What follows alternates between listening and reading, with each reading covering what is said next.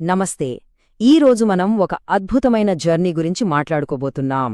Google లాంటి global tech జాయింట్ను lead చేస్తున్న సుందర్ పిచాయ్ ప్రయాణం కేవలం ఒక సక్సెస్ స్టోరీ మాత్రమే కాదు సుమా. అందులో దాగి ఉన్న అసలైన లీడర్షిప్ సీక్రెట్స్, మనం నేర్చుకోగలిగే పాఠాలు చాలా ఉన్నాయి. అవేంటో ఈ విశ్లేషణలో డీప్గా చూద్దాం. ఒక్కసారి ఈ కాంట్రాస్ట్ గమనించారా? ఒకవైపు కనీస సౌకర్యాలు లేని బాల్యం, కేవలం ఒక మామూలు రోటరీ టెలిఫోన్ కోసం ఏకంగా 5 ఏళ్లు ఎదురుచూసిన పరిస్థితి. మరోవైపు చూస్తే ఈరోజు ఏకంగా $1 ట్రిలియన్ టెక్ ఎంపైర్ను, అంటే ప్రపంచవ్యాప్తంగా 100 కోట్ల మందికి సమాచారాన్ని అందించే సంస్థను నడిపించే అపారమైన బాధ్యత. ఈ భారీ గ్యాప్ను ఆయన ఎలా దాటారో తెలుసుకోవడం నిజంగా చాలా ఇంట్రెస్టింగ్గా ఉంటుంది. మొదటిగా ఆయన సామాన్య మూలాలు, అక్కడినుంచి పుట్టిన ఆ వరల్డ్ క్లాస్ విజన్ గురించి మాట్లాడుకుందాం. చెన్నైలోని ఒక చిన్న 2 గదుల అపార్ట్మెంట్. ఇంట్లో కనీసం రన్నింగ్ వాటర్ లేదు, ఒక టీవీ లేదు. వీధిలోకి నీళ్ల ట్యాంకర్ వచ్చినప్పుడు గంటల తరబడి బకెట్లు పట్టుకొని లైన్లో నిలబడాలి. వినడానికి చాలా కష్టంగా అనిపిస్తోంది కదూ? కానీ ఆశ్చర్యకరంగా ఇవే పరిస్థితులు ఆయనలో అంతులేని ఓపికను, ఎప్పటికీ వదులుకోని నిబద్ధతను నాటాయి. అవే ఆయన నాయకత్వానికి బలమైన పునాదులుగా మారాయి.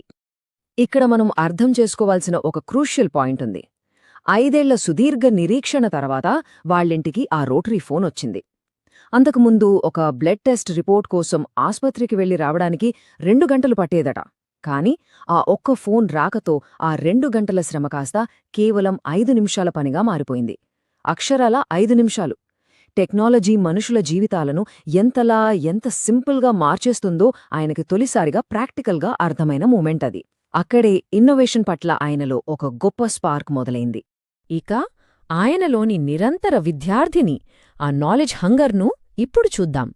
స్కూల్కి వెళ్లే బస్సులో ఫ్రెండ్స్ ఎవరూ లేక సైలెంట్గా పుస్తకాలు చదువుకుని ఒక సాధారణ కుర్రాడు ప్రపంచంలోని అత్యుత్తమ విద్యాసంస్థల్లో అడుగుపెట్టాడు.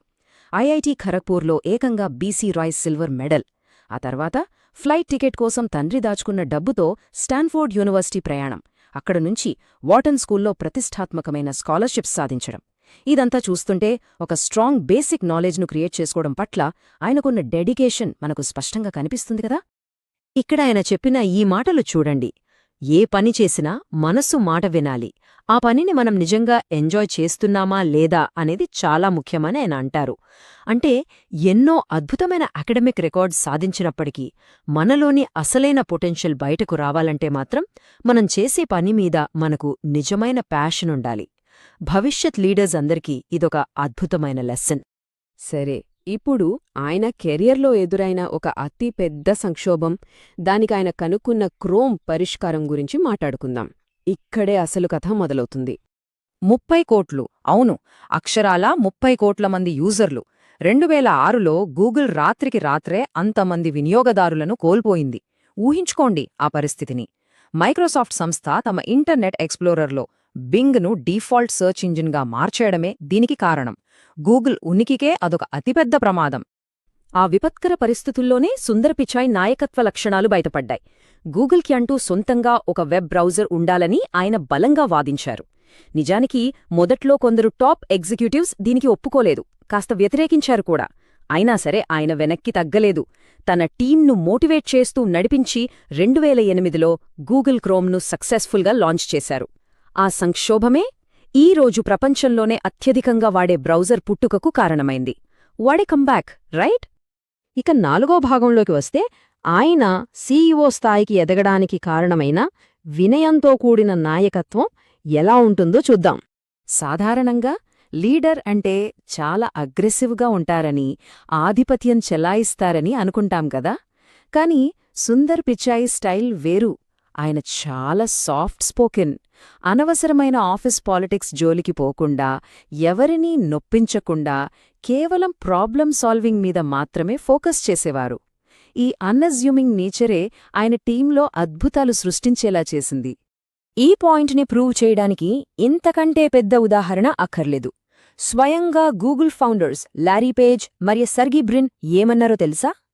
సుందర్ కేవలం టెక్నాలజీపై మక్కువ చూపించడమే కాదు, యూజర్స్, పార్ట్నర్స్, ఎంప్లాయీస్ పట్ల ఎంతో వినయంతో వ్యవహరిస్తారు అని చెప్పారు. ఒక ఎగ్జిక్యూటివ్కు ఎంపతి, కొలాబరేషన్ అనేవి ఎంత పవర్ఫుల్ టూల్సో ఈ మాటలు స్పష్టం చేస్తున్నాయి. ఇవన్నీ కలిపితే ఒక పర్ఫెక్ట్ లీడర్షిప్ లేబుక్ మన కళ్ల ముందు కనిపిస్తుంది. షో ఆఫ్ చేయడం కంటే వర్క్కు ఇంపార్టెన్స్ ఇవ్వడం అంటే సబ్స్టాన్స్ ఓవర్ స్టైల్ అన్నమాట. అలాగే సానుభూతితో ముందుకెళ్లడం, క్రైసిస్లో సైతం పరిస్థితులకు తగ్గట్టు అడాప్ట్ అవ్వడం, ఎంప్లాయీస్ను కంట్రోల్ చేయకుండా వాళ్లకి ఫుల్ ఫ్రీడమ్, పవర్ ఇవ్వడం ఇవే లాంగ్ టర్మ్ సక్సెస్కి అసలైన సీక్రెట్స్. సరే, పాస్ట్ గురించి మాట్లాడుకున్నాం, మరి ఫ్యూచర్ మాట ఏమిటి? అందుకే 5వ భాగంలో ఆ ఏఐ భవిష్యత్తును ఆయన ఎలా నడిపిస్తున్నారు అనేది చూద్దాం. 2025 మనకు చాలా కీలకం. సవాళ్లు చాలా పెద్దవి. ఇవి ఎంతో డిస్రప్టివ్ మూమెంట్స్ అని ఆయన రీసెంట్గా ఒక ఇంటర్నల్ మెసేజ్లో చెప్పారు. గమనించారా అందులో ఎంత అర్జెన్సీ ఉందో? ఆర్టిఫిషియల్ ఇంటెలిజెన్స్ లాంటి ఒక మహాసముద్రం ప్రపంచాన్ని ముంచెత్తుతున్నప్పుడు మార్పును చూసి భయపడకుండా దానికి ఎంత వేగంగా అడాప్ట్ అవ్వాలో ఆ మాటలు చెప్తున్నాయి. అసలు వాళ్ల కార్పొరేట్ స్ట్రాటజీ ఎంత క్లియర్గా ఉందో చూస్తే ఆశ్చర్యం వేస్తుంది. జెమినీ యాప్ను ఏకంగా 500 మిలియన్ యూజర్లకు చేర్చడం, ఏఐ బెనిఫిట్స్తో రియల్ వరల్డ్ ప్రాబ్లమ్ సాల్వ్ చేయడం, అలాగే గ్లోబల్గా ఎదురయ్యే రెగ్యులేటరీ స్క్రూటినీలను ఎలాంటి డిస్ట్రాక్షన్ లేకుండా బ్యాలెన్స్ చేయడం. ఇది నిజంగా ఒక హై స్టేక్స్ ల్యాండ్స్కేప్లో ఒక మెచ్యూర్డ్ లీడర్ వేసే పక్కా మాస్టర్ ప్లాన్.